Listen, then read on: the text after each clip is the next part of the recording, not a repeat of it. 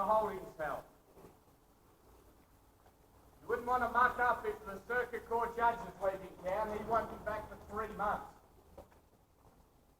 So if bail's not allowed, or you can't afford it, you have to sit in the holding cell and wait for 3 months until he comes back. And that's not part of your sentence. Then you appear in the court, behind the dock. They had a holding cell for the prisoner. Bring out the prisoner, they used to say. If you got jail time in your sentence during your case, it was up to the sheriff to make sure all the punishments were meted out. They'd either lead you up the path from the courthouse up through the gate. Sometimes they had the prisoners in a cart. So that's why we've got a courtyard here. The cart can turn around, drop off the prisoners, and off it goes. Right, first thing they're going to do if you're a new prisoner is they're going to strip you off, put all your belongings into a bag. If you get transferred to another prison, then they would send that bag with you. The only thing allowed to be kept is if you're a lady who's married, you can keep your wedding ring. Then they check you out to see if there's any distinguishing marks, birthmarks, tattoos. That all goes on your prison record. That's so if you escape or you re-offend, they know who they're looking for. Then you've got to be bathed in a trough. And this trough, they don't change the water very often. So it had a bit of a scum on top of it. You might come out of it dirtier than when you went in. And of course they take mud shots and work out how tall you are as well. That would all go on your prison record. We're going to go through to the hard labour yard, which is later an exercise yard. So follow me. If you've got your tickets, if you can just show them to me as you go through the cage just over here.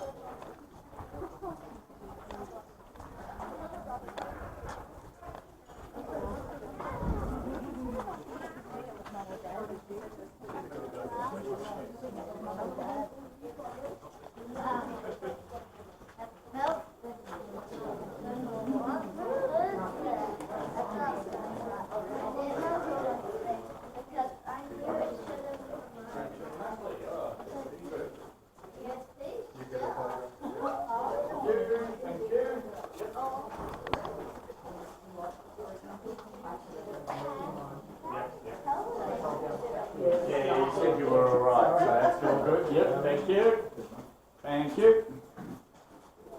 Okay, I've got this.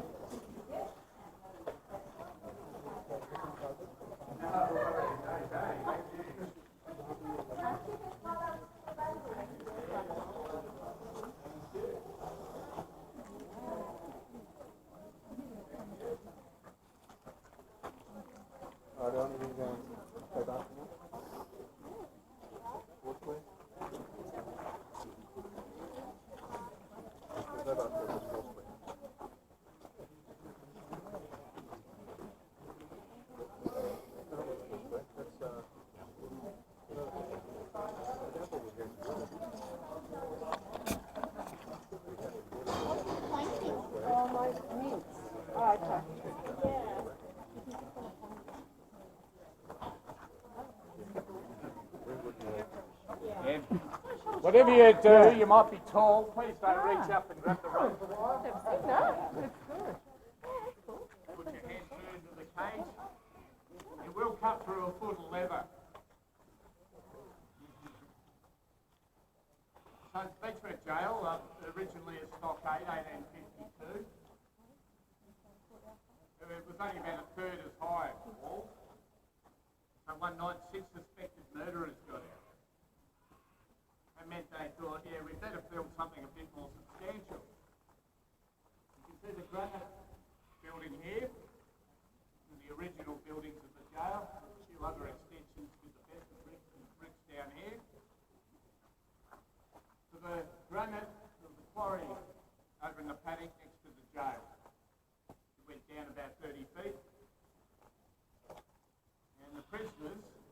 make their own stone and shape their own rocks.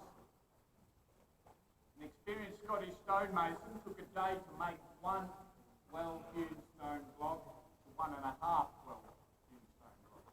So if you can get one stone per prisoner per day, you're doing all right.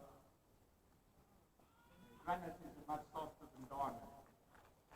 Takes a bit of shaping.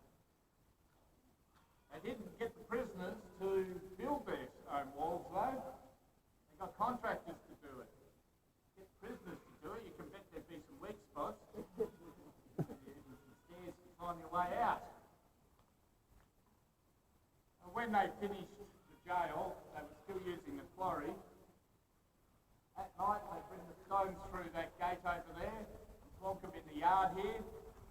Prisoners who were doing hard labour would have to work out here from between 8 and 10 hours a day.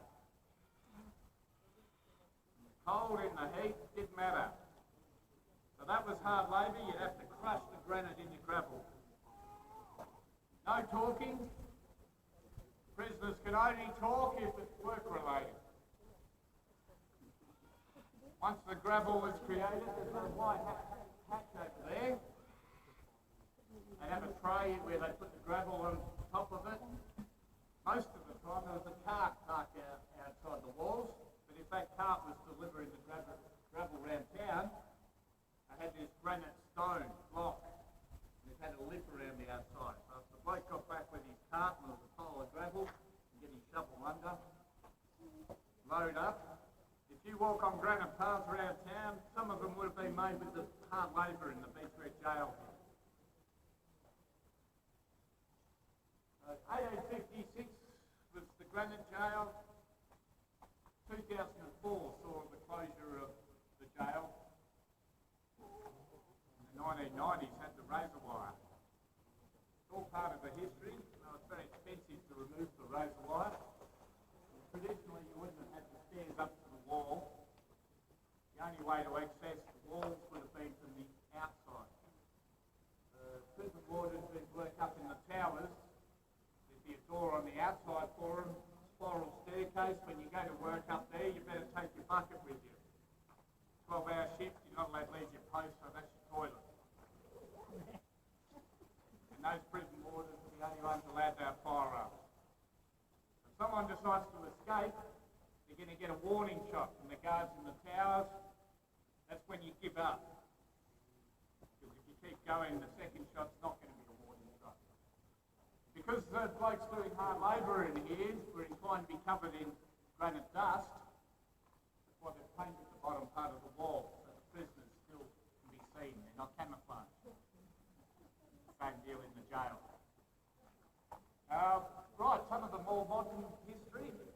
That cage over there, if you kids want to lock yourselves up in it and get photos, that's just where they keep the plate.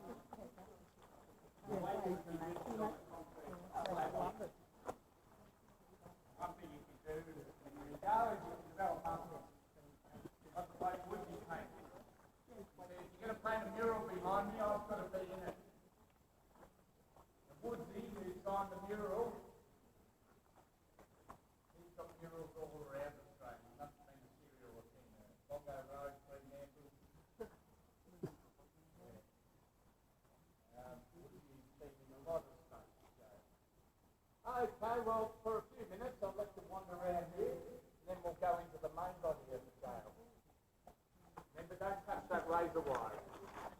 Very, very sharp.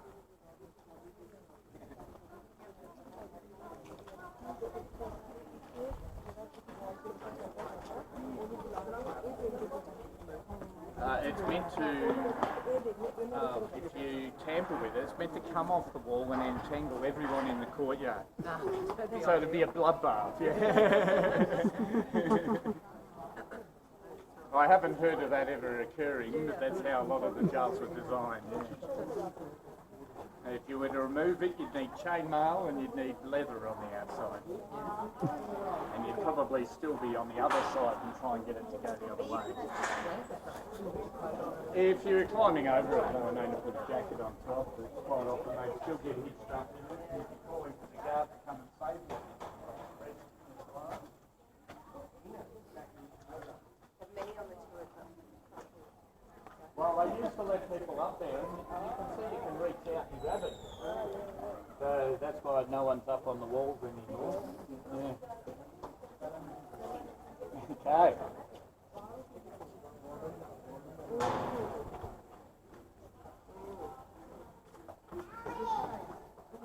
It'll be around for a few centuries before it starts to corrode, I'm sure, stainless steel. Right, okay, you've done your hard labour. At the end of the day of hard labour, when a whistle's blown, all these squares here are the muster squares.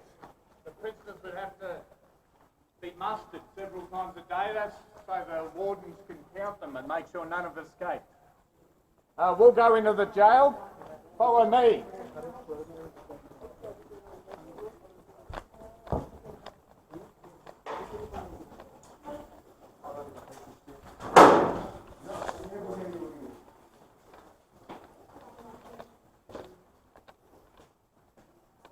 Too original. I'll turn the lights down, I think.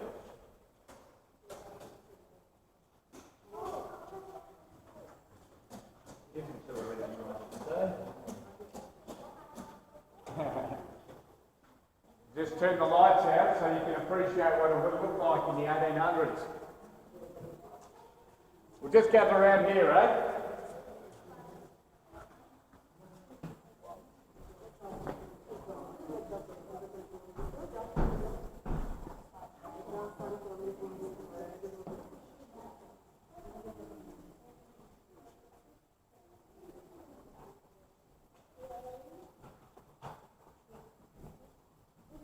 I'm glad I've turned the electricity off. The button in there would sound the siren so that there's a riot.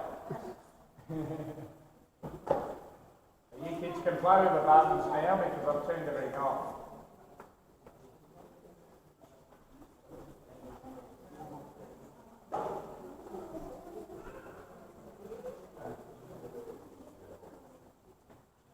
You almost got everyone in?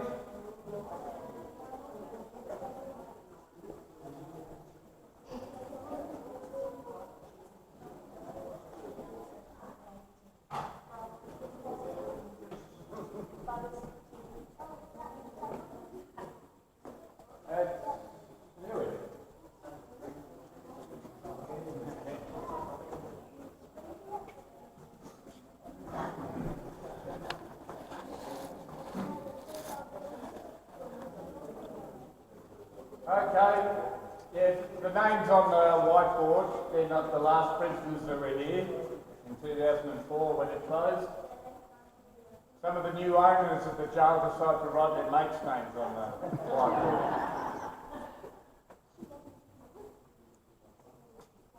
Right, the Beechworth jail is designed, like every other jail in Victoria and Australia, after 1851 they designed them as with a Pentonville design. So that's the shape, and the aim is to have all the wings, the cell blocks radiate out from the bloke who's initially just sat at a table here, table and chair. And it's designed so not only can he see down both cell blocks, he can also hear everything that's uttered. No talking to your fellow prisoners in the 1800s. Even out in hard labour, if it's not work related, keep your mouth shut. You're not allowed to talk. When you come out of your cell blocks in the morning, each cell would have 3 buckets. One for washing, one for drinking, and one's your toilet. So you remove the last bucket and take it to a cesspit. It's called the bucket brigades. If you're the prison warder on the bucket brigade, never turn your back on a prisoner. So once they found the cesspits and emptied their buckets, they'd be into the mess hall for some breakfast, and then muster and hard labour. Each cell here would only have one person in it. When you came out of your cell, you'd have a number that corresponded with your cell. They wouldn't call you by name, you would be called by that number. You'd take your hood off, You take that number off and throw it in the basket. You go out and do your work for the day. At the end of the day, after you've had dinner, you would pick out another number and grab your hood again. The hood is so that the prisoners aren't going to have friends and enemies face up someone they don't know if it's their mate or not. The numbers, it's like a lottery, which cell you're going to end up in. And that way you can't hide contraband under your mattress. Worst part of that is they didn't change the blankets very often. People were getting, well, they were sharing each other's lice, bed bugs.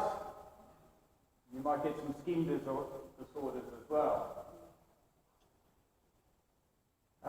The cells downstairs are the same as the cells upstairs, essentially. So I've got to ask that no one climbs the stairs and goes upstairs. It's not occupational health and safety compliant. You've usually got an argument with history versus health safety and then your bank manager on what you can afford. This kitchen's not to be accessed because they do still instruct people how to cook in there, and it's a functional kitchen. And you're not missing anything upstairs, but for the next few minutes, go for a wander down either cell block and have a look at the cells.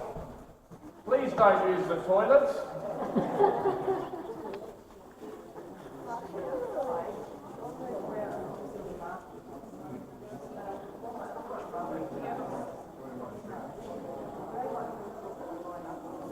Yes, a mustard, yeah.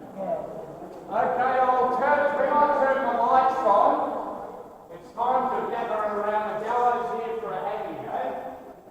So appreciate it like we used to do without lights. And then we'll gather around here in a few minutes when the lights go on.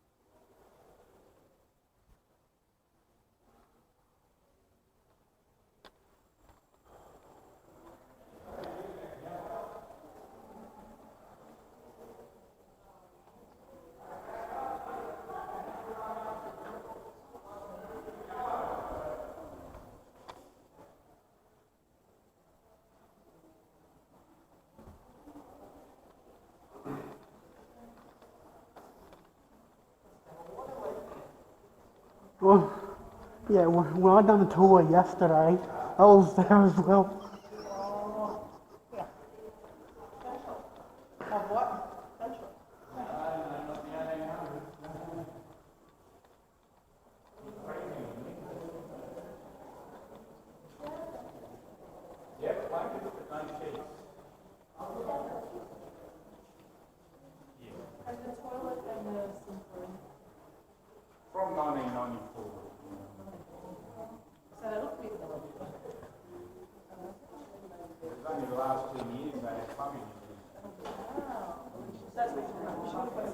Yeah, yeah. My stepfather was on the bucket brigade and he worked in the late 80s. Wow. It's very late. Okay, we got everyone? Well, that sheriff bloke who dropped you off, he'd also have to report to the court that all the punishments that the court metes out are followed through with. The first man to cop capital punishment in Beechworth was a Chinese man who was relieving himself and got done for indecent exposure. So they set the triangle to give him a flogging out the front of the jail. They tie you up to the triangle and use the cat and nine tails on you. You've been inside the historic courthouse. It's got a nice cat and nine tails. The one used on the ladies, it doesn't have knots on it. Nevertheless, it'd still do a lot of damage. Hands up who'd flog their mates as hard as they could if asked to do so. We got anyone that... There we go. Watch out for this bloke. Don't turn your back on him. Students instead? Yeah, I was wondering if we had anyone with a lack of empathy. Okay. I'll be worried now. If you don't flog your mate as hard as you can, they're going to untie them, take them off for the all-purpose treatment of salt and vinegar. Yeah, that was the disinfectant used in the jails back then. They're going to tie you up to the triangle, and then they're going to give you the same punishment, and then when your mates got better, they'll start again on them. So you're not doing them any favours. The hangman would often, well, they would be, the prisoners, they'd be given the equivalent of 3/4 of a house to hang a person. So it was well worth doing, but you weren't the most popular prisoner. The Beechworth Historic Courthouse sentenced 13 people to death, and that's 13 that actually went to the gallows. The first 5 were hanged in Melbourne. They got sent down with the gold escort, and that included Elizabeth Scott, the first lady to be hanged in Victoria. She was hanged side by side with her 2 co-conspirators in Melbourne because they were still finishing this gallows roll. It was done by the following year, and the first man to be hanged here was Paddy Sheehan. Paddy Sheehan was a miner from Yakandanda, had a family, went out drinking one night, and he was nursing his hangover by the fire when the Yakandanda policeman arrived at his house. Said, I'm going to have to arrest you for stabbing a publican to death last night. Paddy said, I can't remember anything that happened last night. I've got this horrible hangover, but if I'm guilty of what you say, I deserve to be punished.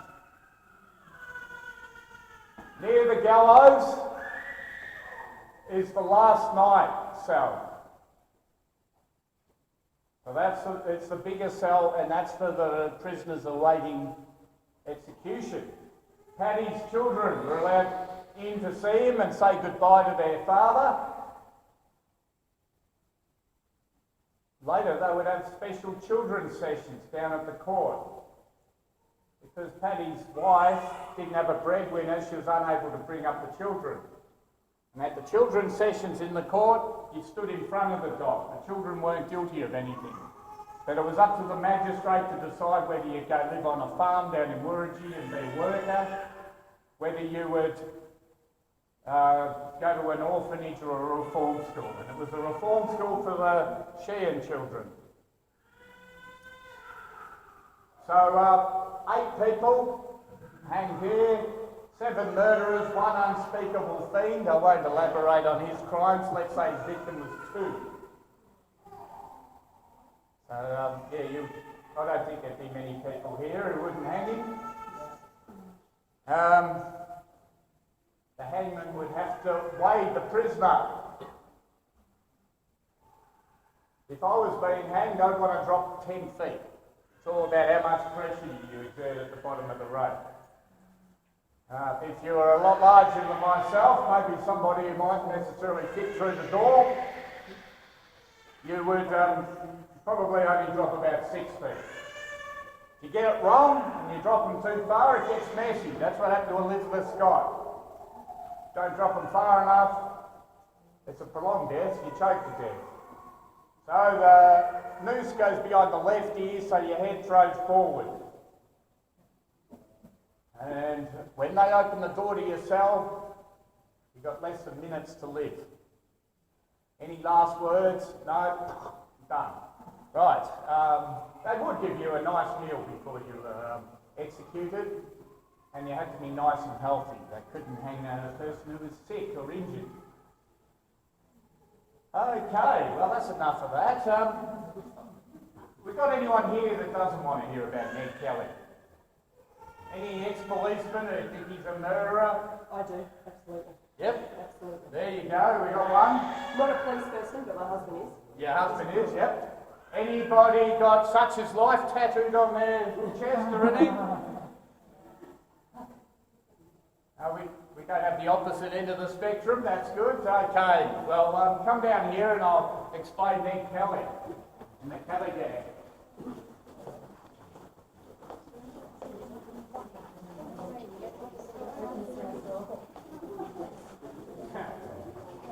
Usually if I get someone who says Ned's nothing but a murderer, I become the biggest rebel in the North East.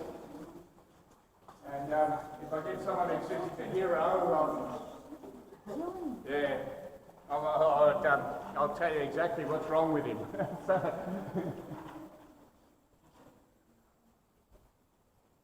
This is what we recognise the Kelly gang as, their armour. But when Ned was first admitted to the Beechworth Gaol, they hadn't caught up the armour. He was only 16. Ned, well, it wasn't Ned, it was his brothers. Dan, everyone come round so you can see. Dan and Jim, everyone has forgotten about poor old Jim. Jim was locked up here when he was 14. Dan and Jim decided to borrow a rival hawker's stock to pull a hawker who employed Jim out of the bog down in Greta. These rival hawkers, the McCormicks, were threatening legal action. That's when Ned Kelly was marking calves with his uncles, which is a bit odd. His uncles spent most of their time in here. So they were out and about, they were marking calves. It was either the hawker Gould or Ned Kelly who made a package of a couple of bullocks' testicles and wrote a letter saying, please take us to strike. Ned's cousin Tom would deliver the package to Mrs. McCormick, so this is from Ned Kelly, ma'am.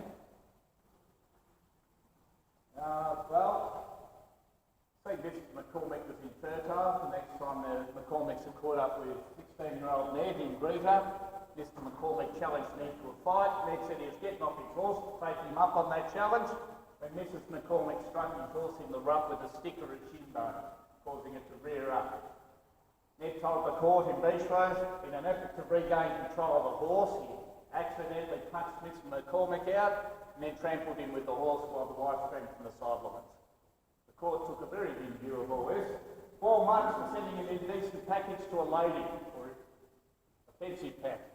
That was his first charge. They also tacked on 4 months for assault.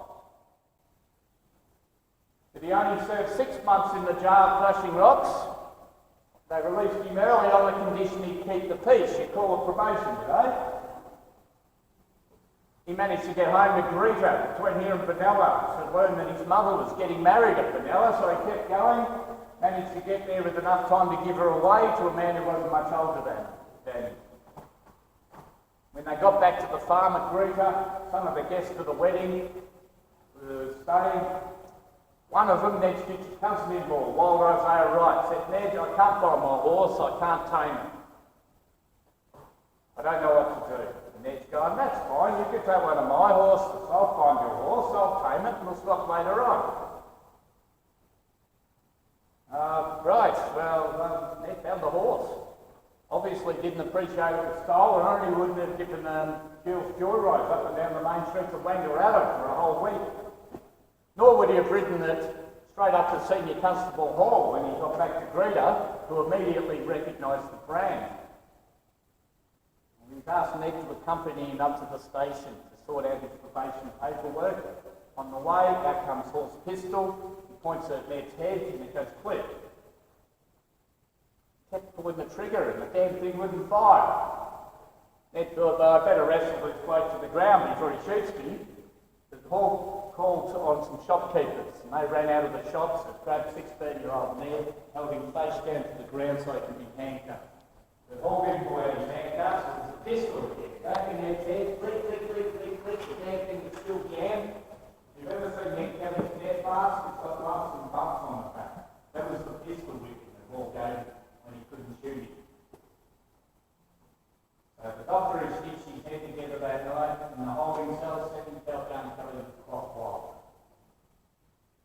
Well, he appeared in the Beechworth court charged with stealing the horse, but Ned had the best alibi in town. Governor Thompson from the Beechworth charge.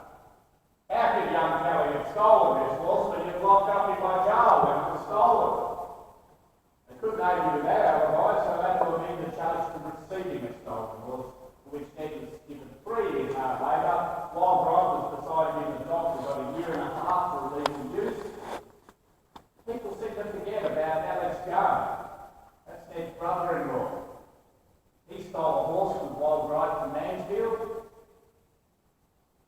Wild Bright stole the schoolmaster's horse, while Alex took the postmaster's horse. He was in the dock after these boys, given time in jail. While he's doing time, his wife Annie and his sister died giving birth to Constable Plus child. He would have been very sad when he heard that news. Anyway, Ned was in here cutting rocks in the yard with Wildright for a year. Wildright was released. Ned was sent to Melbourne where he was working on the chain gangs. He was based in the prison office of Port Phillip Bay and building stone walls in Williamstown. So when released when he was 19, Ned was managed. He'd done a lot of heavy, hard work. Wildright had joined me down in Melbourne, eating meat that didn't belong to him. But when Ned was released at the age of 19, Wildright was our champion fighter. They met on the banks of Spring Creek to settle the score over the stolen horse, 20 rounds of illegal prize fighting. The police had books on the event, so they let it go.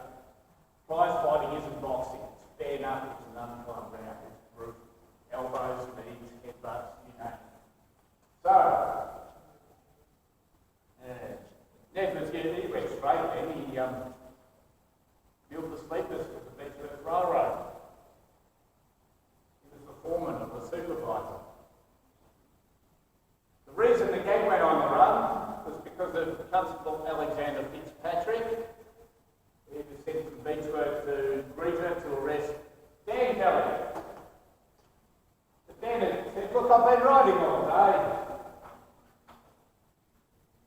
I'll come peacefully if you wait till I finish my dinner.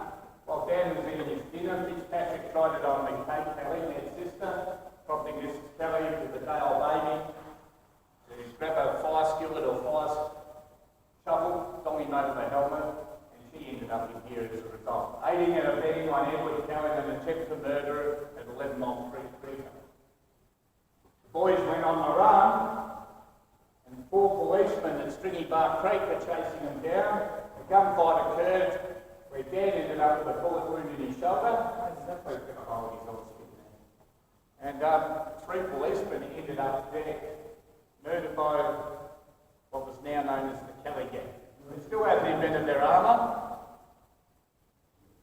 So eventually they would rob the bank in Yarrowah, and then the government realised that most of the hostages in Yarrowah were their family and friends. That's how they didn't shed any blood at both bank robberies. They put their mates into the towns weeks beforehand to stop people rebelling when they were taken hostage. So 23 of Ned's sympathisers were locked up in the Beechworth jail during a bumper harvest season. They should have been in the holding cells, but their wasn't enough room for 23 men in the cells down there.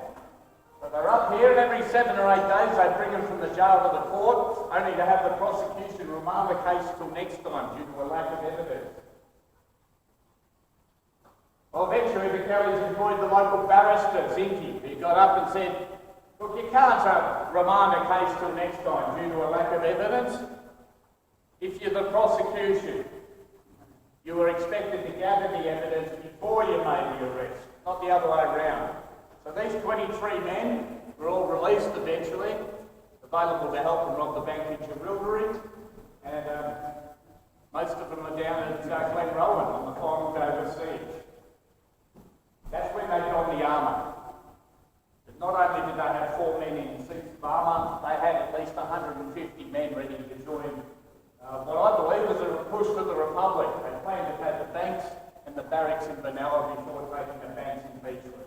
Given they're more than 4 blokes in armour, 1 in 30 of the population of Beechworth and Benalla then were policemen. So who came up with the idea of the armour? Well, Joe Byrne's suit was the most well-made suit, the first one, the prototype, 2 eye holes, and it fit the contours of his body. He spoke fluent Cantonese. He did a 6-month stint in there with his best mate Aaron Sherritt for eating meat that didn't belong to them. Hard labour. Joe studied Chinese battle suits. I don't think he wanted the armour though. While I'm wounded at Glenrowan, there were 2 police on the other side of the wall taking in every word Ned and Joe screamed out to each other.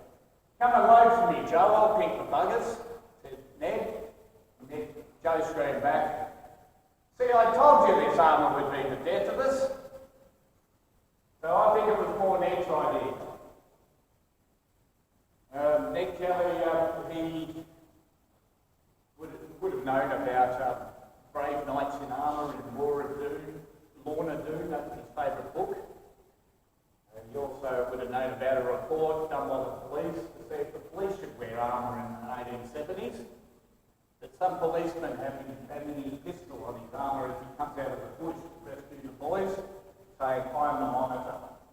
If that's correct, it would have been the monitor class ironclad warship in Port Phillip Bay that Ned would have seen when he was locked up there. It was regarded as unsinkable. The Victorian government bought it from the American Civil War. That may have been the inspiration.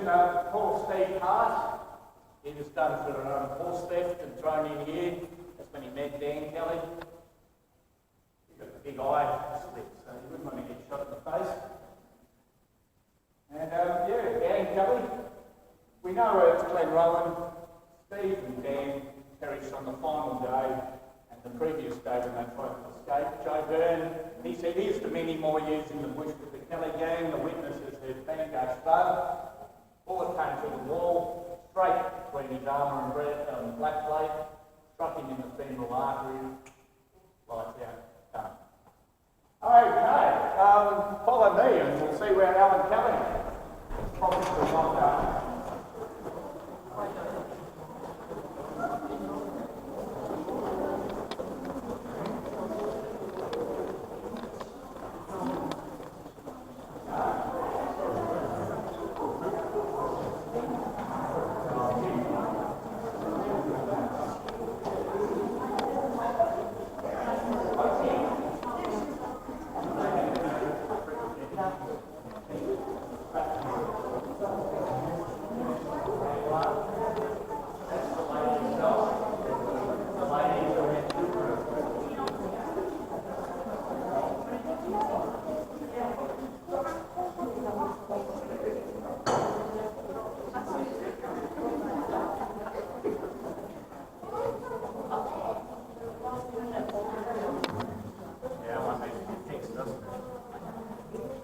Okay, they used to have a blanket that would go across here so that the men in the jail wouldn't see the ladies. You wouldn't have as many ladies as in here as men. I use the term ladies loosely, I suppose, on most cases. If you've got a child up to the age of 7, they can come to jail with you. How would your kids like to be locked up with your mother? No, you wouldn't want to do that? They lied. They said I was 6, I'm 7. That was to get you a cheaper ticket to you. Go with that.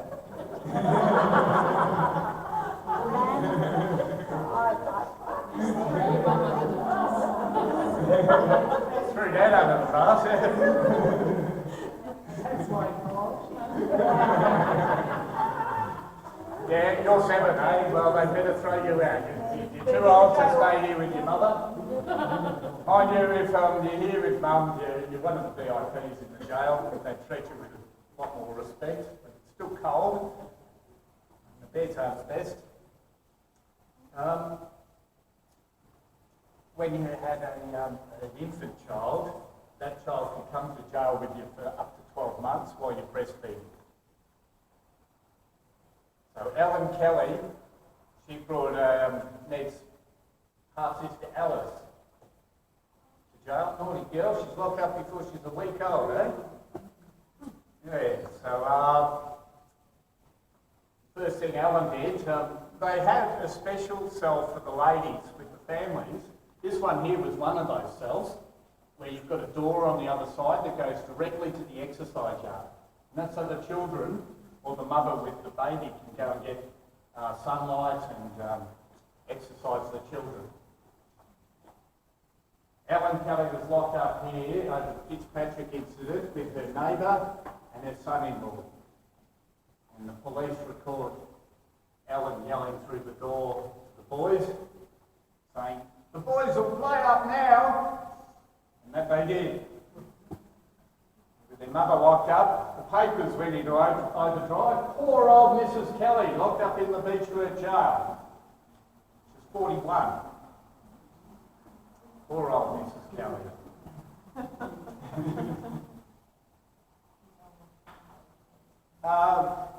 Bill Skillion, her son-in-law, was locked up. His wife was Ned's sister, Maggie. But when Bill was locked up, Maggie started to have an affair with their 5th gang member and cousin, Tom Lloyd, who was one of the sympathisers. He was locked up here as well. Their first child was called Ned Lloyd. I wonder who they named him after. He wasn't Edward, he was Ned. They had 12 children together, and when Maggie died, Ned's sister, he married Rachel Hart and had 8 children with her, so he was the father of 20 children. Yeah, the boys didn't have any descendants, but yeah, there's plenty of descendants of Tom Lloyd, most of Wangaratta, I think, by now. Because Maggie came to visit Mum with baby Ned, she was able to take her half-sister Alice home and feed her as well. So that was when Ellen Kelly was on the next train to Melbourne. They were worried that the Kellys would break into the jail and rescue their mother. The Metropolitan Jail or the old Melbourne Jail, that certainly wasn't going to happen. When Ned was due to hang, Maggie and her partner, cousin Tom, they called in to see Ned, and then Maggie called in to see her husband. Don't bother coming home after you're out of jail, Bill. I'm now shacked up with cousin Tom. They didn't get married for obvious reasons. Here we've got the old wall that would have ended the cell block.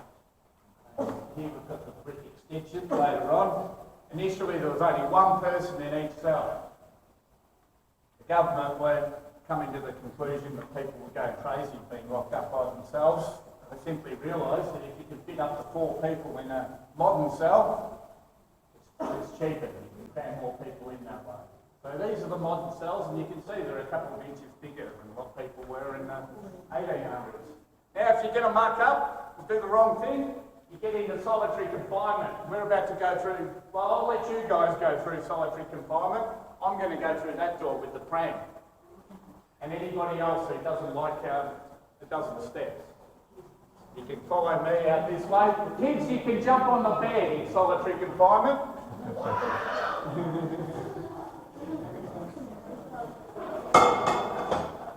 Okay, would you like to follow me?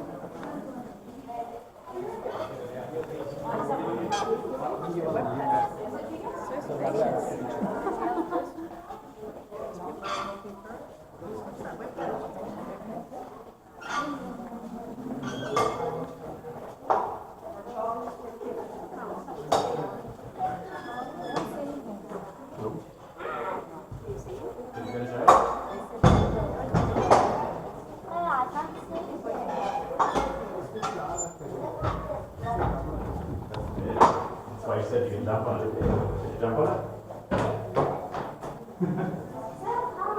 Yeah. This is where the extra naughty people go. I never kicked out. For some reason, I never kicked out.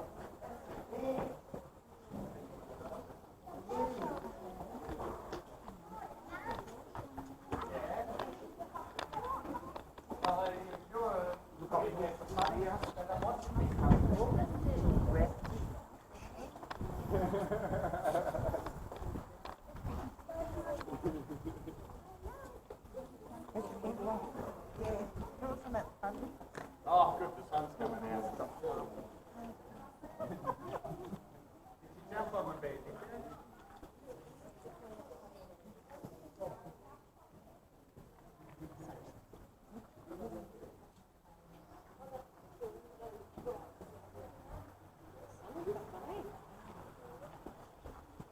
It's good to get out. The sun's just come out.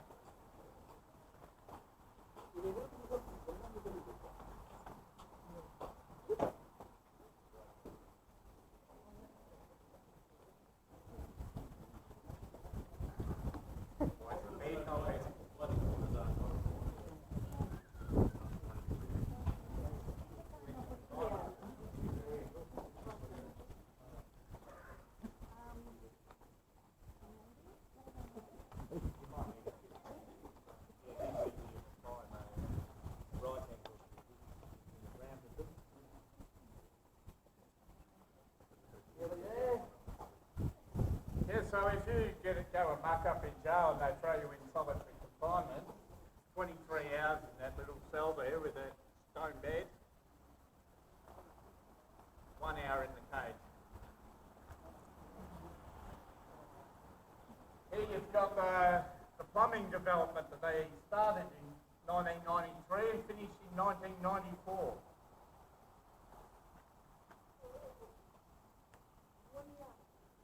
Yeah, well, they only have 10 years. The rest of the time it was the bucket brigade. Eventually the jail wasn't up to UN standards, so it had to close. What you've often got is an argument between Ockel safety, heritage, and then your budget. So they were using a bucket in 1993? Yep. Wow. It would have been 94 too until they system, yeah. Yep, that's right. It's no longer a jail. That's when, well, they did put the plumbing in. Yeah.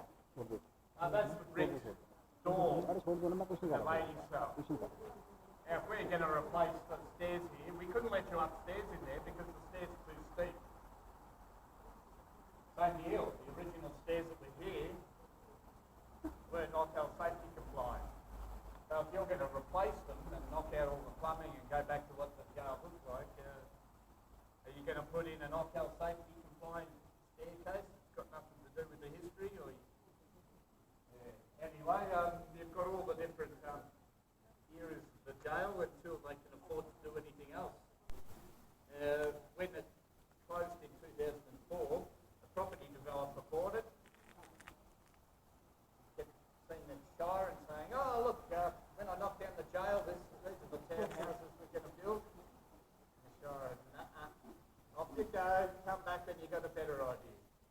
They came back, oh look, this time we're just going to knock down all the old stuff.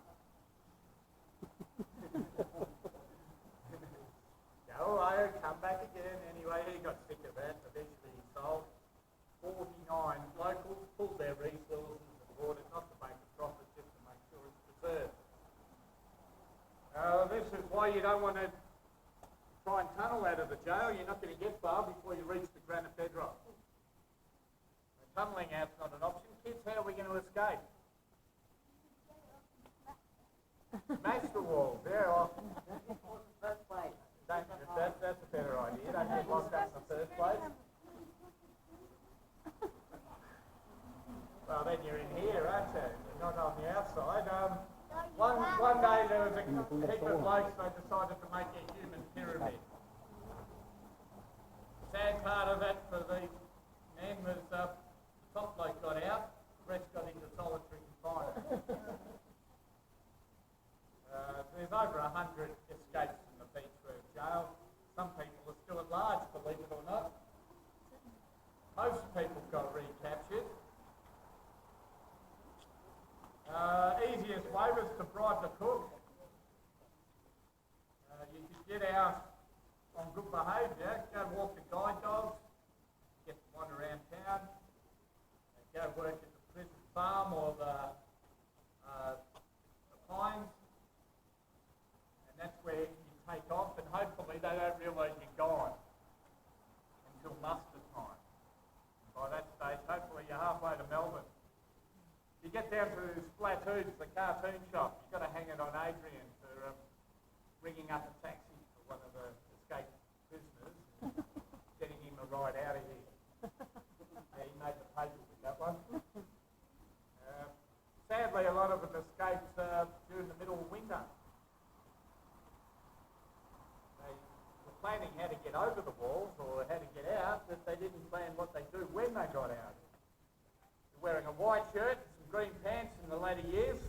Well, that's all right. It's the same uniform at the primary school and the high school here. But you do stick out a little bit. Every spare policeman in Victoria would end up here with roadblocks. The last time I can remember prisoners getting out, we kept getting stopped by roadblocks. 3 in the morning when it was -5, the prisoners walked up to the roadblock, said, "That's it, we give up. Take us back to some warmth." Yeah, so I think the best escape I heard about was when they were playing footy one day. Someone's gone to retrieve the ball and kept running. And after a while they gone, "Hang on, is he bringing the ball back? Oh no, he's run away." Okay, let's go and have a squeeze in this final bit here. Another exercise yard.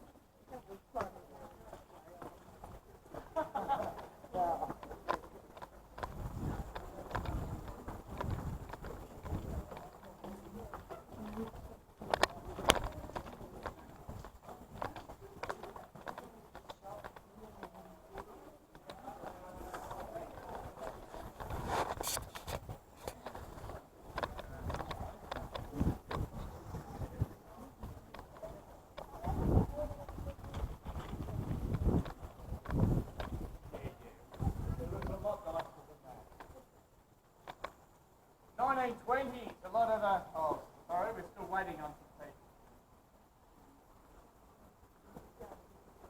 Oh, you got a good night. You get that at the Beechworth toy shop, I reckon. Okay, we got everyone?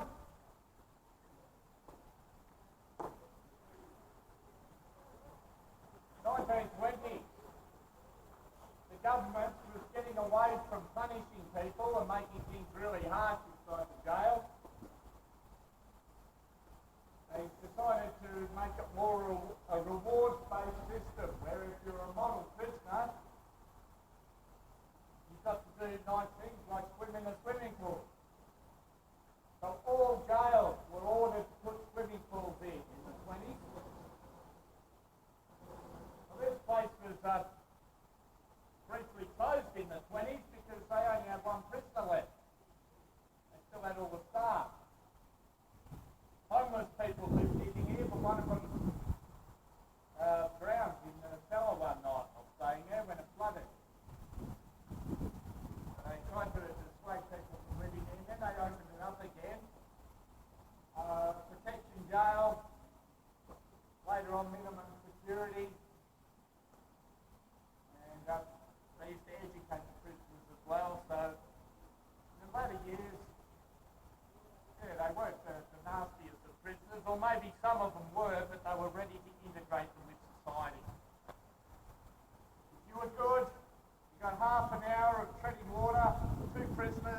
either side of the pool. Then they blew a whistle, they'd get out and swap over. You were meant to tread water, yeah. Christmas time, well, we came in with a stage one day, set up here, played Led Zeppelin for the Christmas party while they put snags on the barbie over there. And two of them were swimming either side of the pool. They only just commissioned the pool just before the closure of the jail, because when they originally put the pool in, they had all these dignitaries here, went to fill up the pool after officially opening it, and it leaked. They had to bring in dirt and build it up because they didn't want to dig down because of the granite bedrock. It's an in-ground pool. So that door there had all the dirt come in, they filled it all up. Then they replaced the pool, went to fill it up again, and it leaked again. Now, it wasn't until not long before the jail was closed that they actually got a functional swimming pool that worked. The bodies of the men who were hanged, they're in the jail here. They used to send them home to their families, but a lady down in Melbourne got her husband sent back to her, and she displayed his body in the front window of her shop. Yeah, there was also an issue of Mad Dan Morgan being shot dead north of Wangaratta at Peachtree Bar Station. There were a lot of gruesome souvenirs of body parts. In with the children, I'm not going to mention what the governor's tobacco pouch was made out of. Anyway, they decided this was barbaric and gruesome, and they made a law. The body of a man to be hanged or executed in the jail is not to be removed from the jail he was last confined at the time of execution. So they brought him out, they put him in a coffin with quicklime, gave him a little tag with their initials on it, and planted them along the wall there. Yep, they're still there. They were to be buried in unconsecrated ground. But of course, nowadays, people aren't so big on punishing people for eternity, so our two priests, the Anglican and Catholic priests, came in here one day and they consecrated this ground. So if they wanted to do anything with the swimming pool or the garden, same rules as the cemetery now. Because there's 8 people buried here. Okay, well, what time have we got? Right on 2 o'clock. If anybody's got any questions, I'll let you out the gate here. I'll hang about in the courtyard. Just come and find me and I'll try and answer as many questions as you've got. If you're all free to go on good behaviour, right? Thank you very much. Thank you.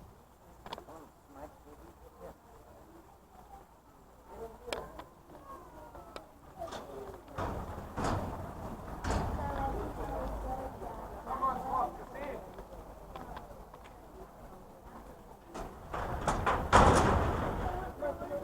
There it is. Who's gone and locked us in, eh? Thanks, Snowy. Thanks, buddy. That was part of the show. Thank you. They hanged them and then they buried them in the ground. So. Thanks very much. Thank you. How's it go? That was really good. Thank Cool. you. Thank you very much. Thanks muchly.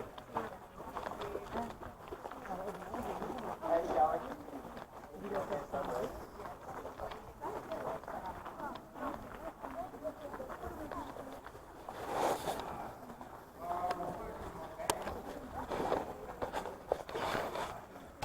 Well, I hope you've enjoyed.